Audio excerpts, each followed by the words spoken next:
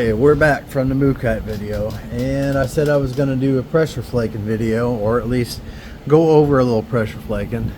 What I got here is I got a Georgetown Preform, and I make some of these if anyone needs a Preform of Georgetown. And I thought I would show on this, and I'll show on a Preform like this. This one out of the bucket that I might have made it on video, I don't know, but just out of a flake. And we'll do some pressure flaking on it and turn it into a point. But when I'm doing these slabs like this, I like this to be very, very well abraded.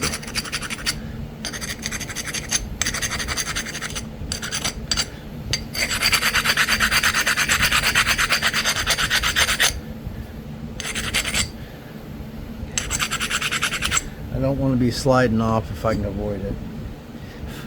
Now, I haven't done any of these in a long time.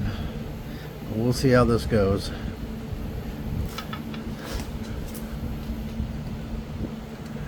So when you're doing this, you're wanting to press, you're just wanting to have a lot of inward pressure, right?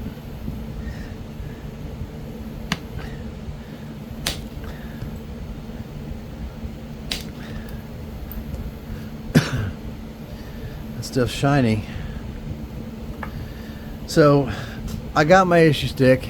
You got it sitting in your left hand, and this hand is just cradling it. You're not putting a bunch of pressure with this. If you put a bunch of pressure with this, especially when you get to a thin slab, you're just gonna, or a thin percussion piece, you're gonna snap it. So this hand is just for cradling. That's all it's for. And it's best when you're using an issue stick like this one. I like to put my hand against my leg like this, so it has some resistance here. And when I'm doing a slab, I just put it up on the edge. If you can see that, it's just kind of up on the edge there.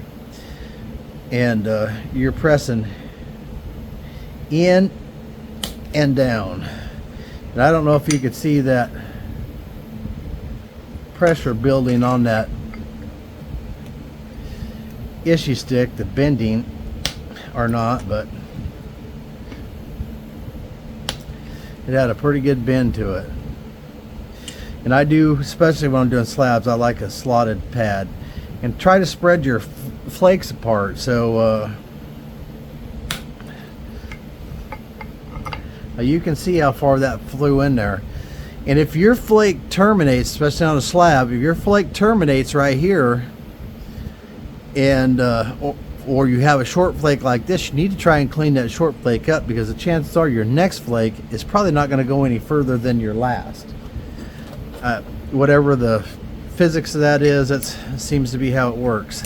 So when I have a little hinge like that, I like to pick those off so my next flake will travel at least that far or farther.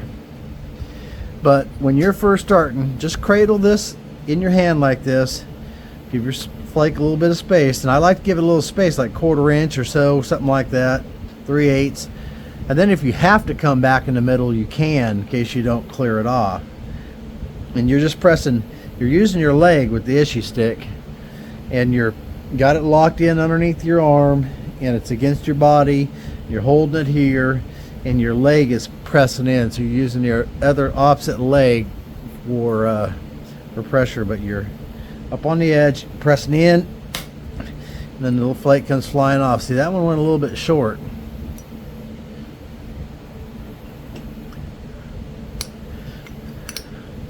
Now the slab that I'm doing here is 1 3/4 inches at its widest. The deepest I threw that flake in there was almost 1 inch. So I probably can't expect to go any deeper than that. But I know that I need to go at least 3/4 of an inch on every flake. Otherwise, I'm not going to clear the surface. And if I just leave this like this, the next flake's probably going to stop there. In fact, I'm going to throw a flake just to show you. It went a little further, but a lot of times they'll stop wherever the last flake stopped. So if it stops short, I'll come to the bottom side and knock a flake up in there to finish clearing it.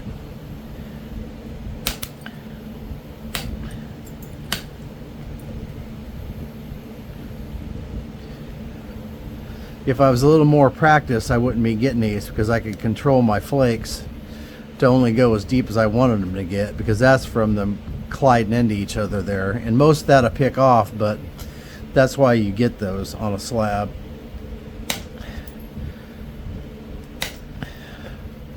So just remember to press in and down, and you gotta make we're getting a little short here, so we don't want to do that.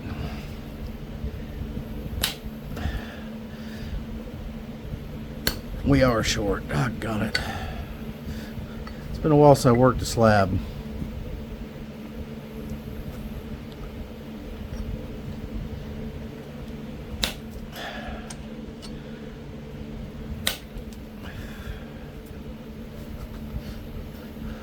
So we got to get that off there.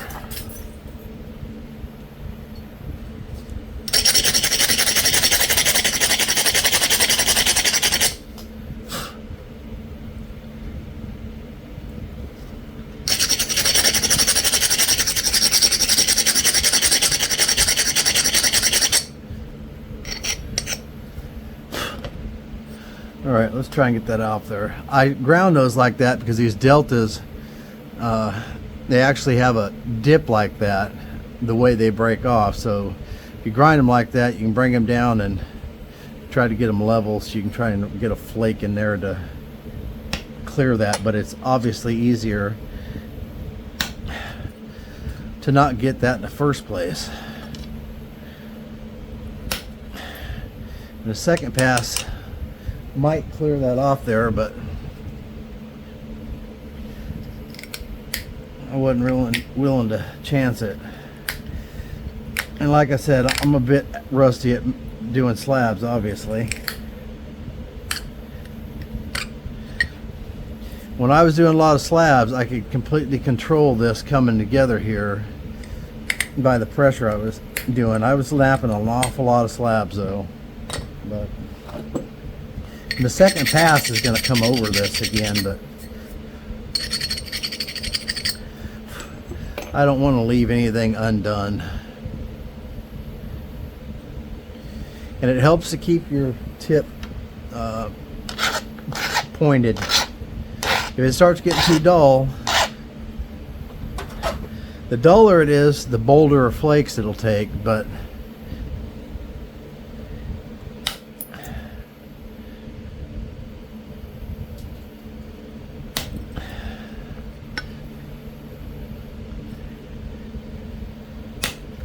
boy, that's a stretch for me right now.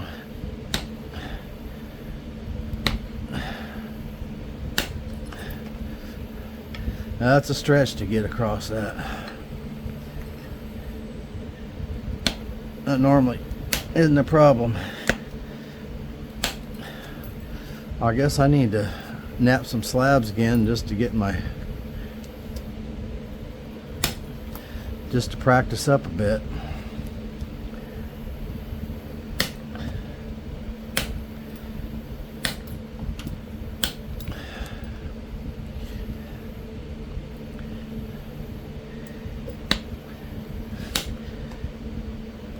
I can usually clear a face on one of these pretty fast.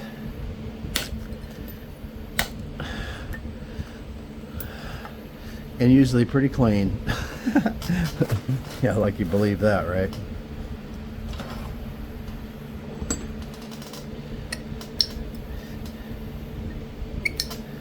Allegedly.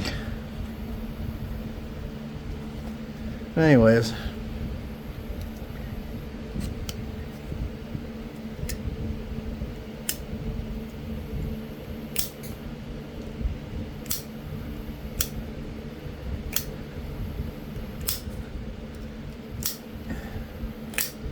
Come on. Can't get underneath it.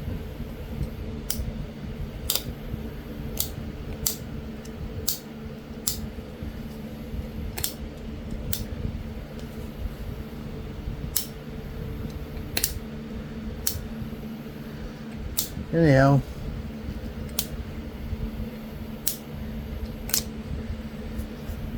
that's how we'd go about pressure flaking the side of a slab. And then what I do when I'm doing slabs, I come back, I do both sides, and I come back and I grind this. And I'll show you that on another video. Then I make another pass and then clean up the edge, and it's done. Let's try and do some pressure flaking on this. And it's the same thing. You're pressing in and down and just letting the pressure build until the flake releases.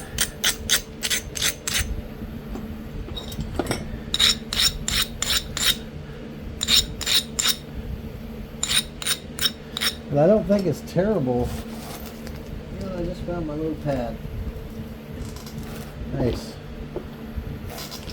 It was hiding in plain sight.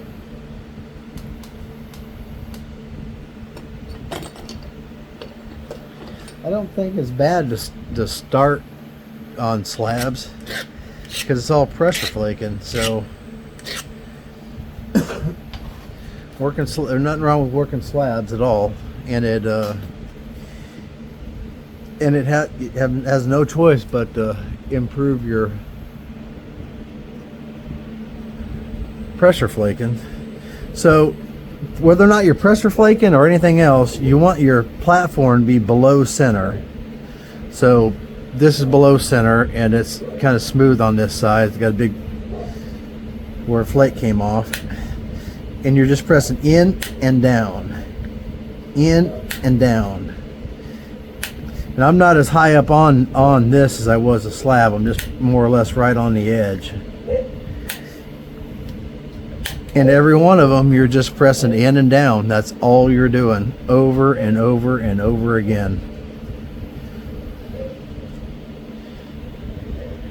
till you get whatever you're making in shape.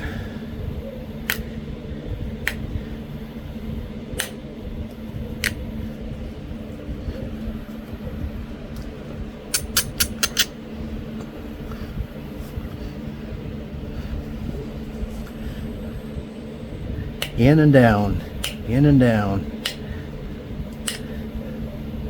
And they don't all have to be home runs when you're doing something like this. Some things you don't want to press as hard on or send a flake quite as far or whatever. But you want to keep in mind, if you really need to take a bigger flake and you're not comfortable doing it with percussion or indirect, the larger your flaker, or the more leverage you have, like with an issue stick, the deeper those flakes are going to go. I mean, no ifs, ands, buts about it. You can get a deeper, bigger flake with an issue stick than you're ever going to get with a hand flaker, in my opinion, or my experience anyways. I don't have any opinions. This isn't going to be the opinion channel. This is just going to be the in my experience channel.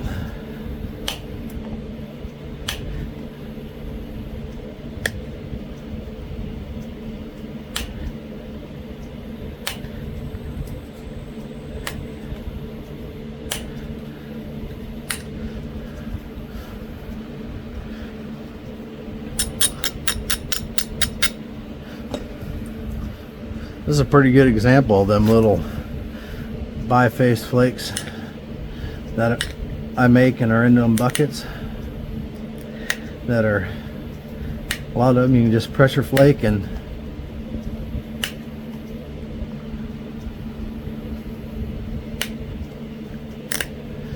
you're still doing it the same. You're still working on the same platforms and all that kind of stuff.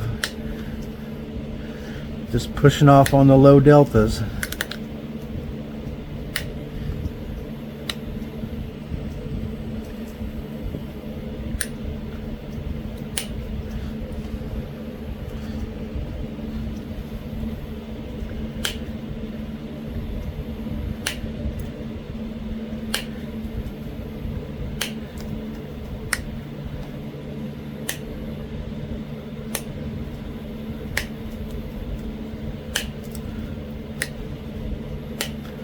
So the best thing to do is just get you some, I don't know, either play around with some slabs or just get you some flakes like this and just start pressure flaking. And just remember that with every one, keep your bit fairly sharp, and in and down, in and down. That's just all there is to it.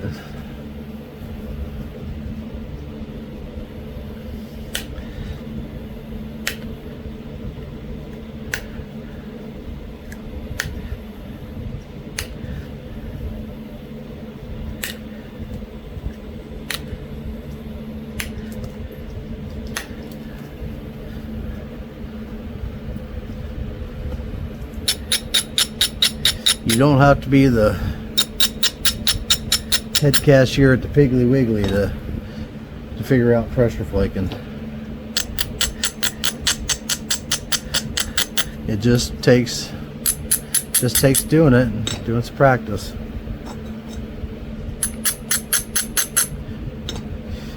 I remember when I started that it was I mean, I struggled with it too. I watched a video and I don't remember who it was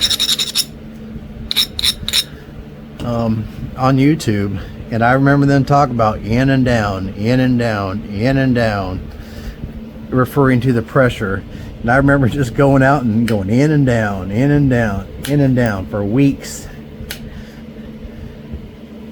until it just became habit, and I didn't even have to think about it anymore. It just became instinctual, I guess.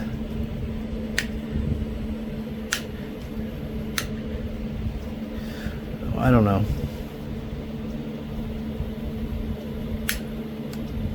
I know you can probably not see those platforms, but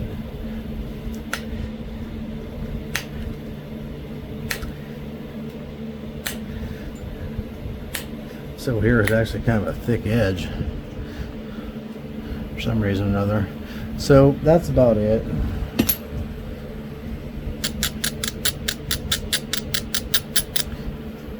I'm gonna throw some notches in this and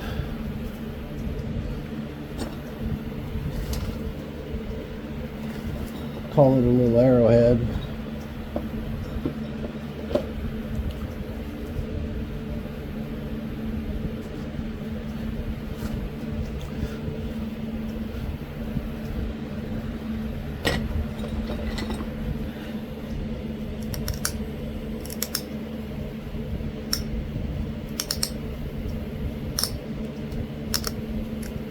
It's so thin it's kind of breaking away.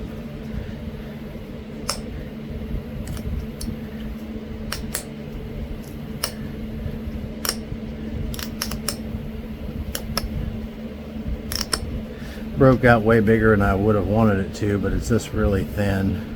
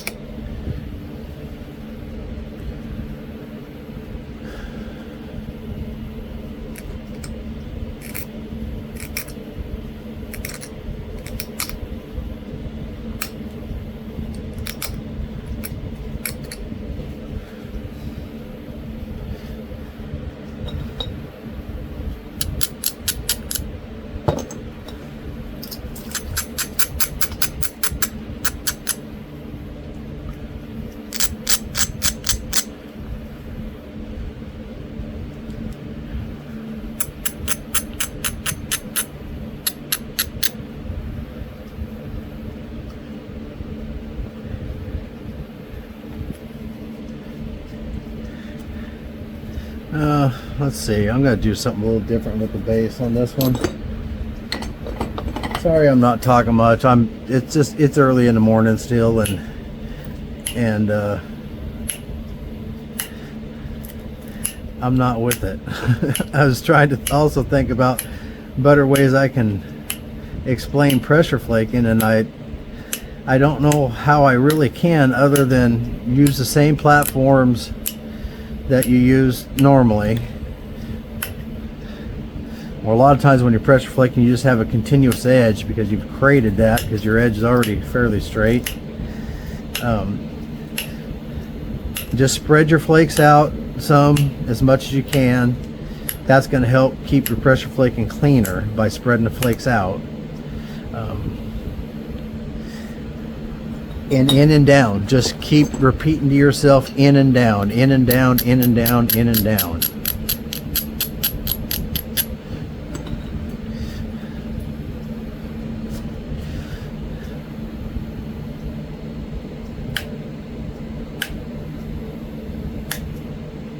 Like right now, I'm pressing in and down.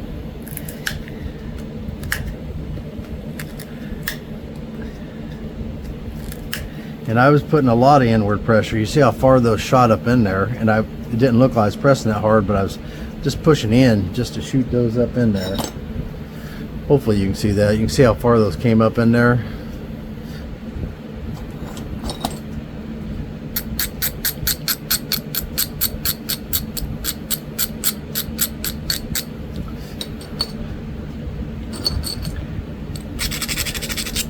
If I can think of some better examples of how to explain pressure flaking, then I'll do that. I'll have to give it some more thought. But someone had asked last night, and I was just hoping to get something to them before I left and was gone for a while.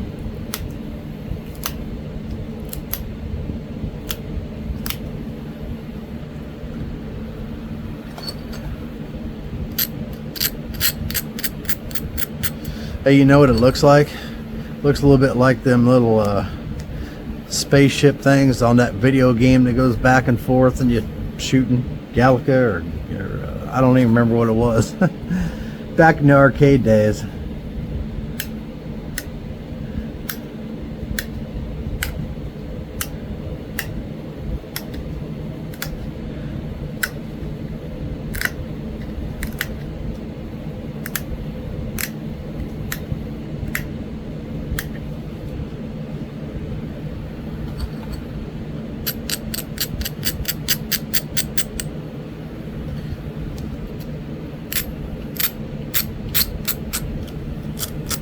I think I'm going to leave it like that. I was going to do something more to it, but yeah, I think I'm going to leave that base just like that.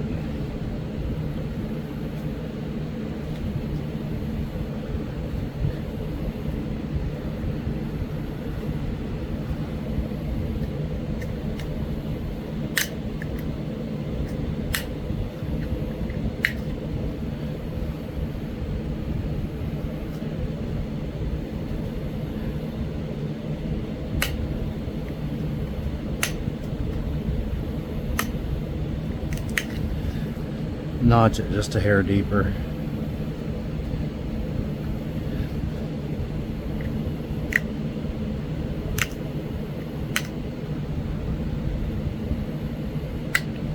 All right.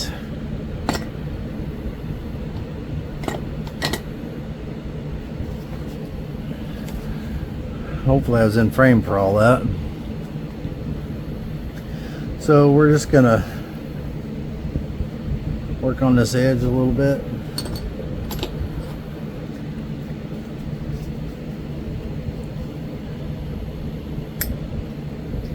Doggone it, it's cleaned up again.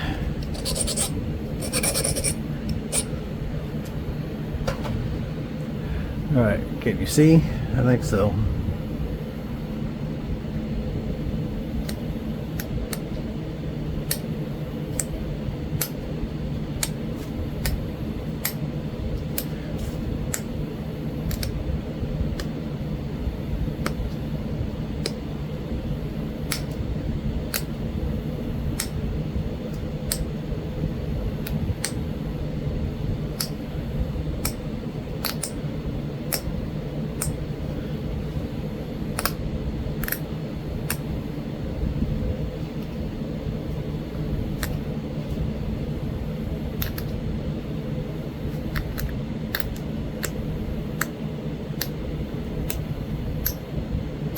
afraid I'll break that off. I'm probably gonna leave it alone.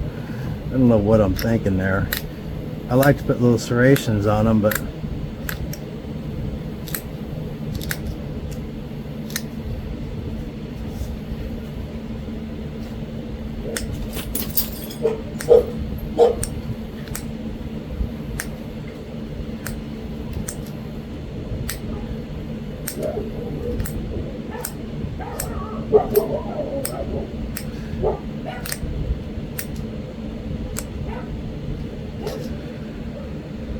yep.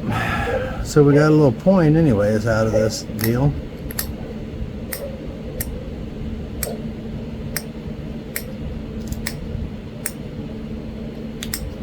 Not a bad little point either. I like it.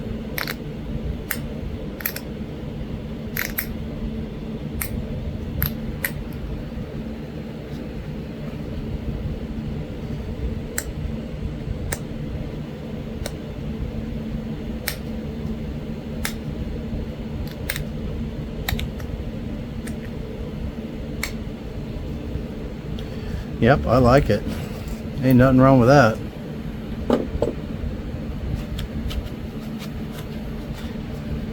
Okay, so let's look, see what we got here. We got our slab that we pressure flaked across, and then we got this little point right here, which was one of the pieces out of this. I need to zoom out, sorry about that. Okay, so we got our slab here, and then we got our point that we just made out of one of these little preforms, and all pressure flaking. So that's it. Just remember in and down when you're pressing, just pressing in and down and letting the pressure build and build and build and build and build until it pops off. And you're just doing that repeatedly, and you'll just build muscle memory to it, so that every time you do it, it's the same. But I did have a little bit of a hard time driving flakes across this. With some practice, I can eliminate this in the middle, and I was where I could do that, and I will eliminate some of that when I come back from my second pass, which I'll show sometime. But it doesn't matter if you're doing a slab or you're doing a piece like this or whatever it is. You're just in and down, unless you're got a real narrow piece, like you're doing a drill or something, and you're trying to like build a median ridge or something. Then you're just flaking down, which just takes shorter flakes. But the more you drive in, the deeper the flake's gonna go, and the more leverage you have. For instance, let me show you. So we have a long issue stick here. Here's a long one. This is the one I use that goes behind my arm. It locks in like this here, and it's underneath my arm here. It locks in there, and this is the long issue stick that I'm using. I'm talking about the long one, and it is 20 inches long. The handle part's 20 inches, which is about perfect. And this one has a little bit of flex to it, and I like that flex. I'm not saying you need that flex, but I just don't know if I like the feeling of the flex or what. But it seems like when that flake comes off, it's got that flex built in it, just a little extra push to stored energy to push off. And this one's 12 inches, and I have another one like this and they have zero flex to them. But this one's short, and this one I've just got against my side here. It doesn't go underneath my arm. It just gives me a little extra leverage when I need it. And then of course I've got my hand flakers right here, or the one you see me use for the, picking away at my edges. But that's everything I use for pressure flaking, and they all have their purpose depending on what kind of flake or how big a flake I'm trying to take. But I don't know, hopefully you got something out of that. If you didn't, shoot me another message and I'll do something different, or if there's something specific that you want to see just let me know, and I'll try and do something different. But I'll try and get this uploaded today, and I'll post it so you got it. But just remember, in and down, in and down, in and down. Just build that pressure until it pops off. Doesn't matter if hand flaker, issue stick, any of that stuff. That's how best way to go about it. All right, y'all have a great day. Hit the like and subscribe button, and remember, keep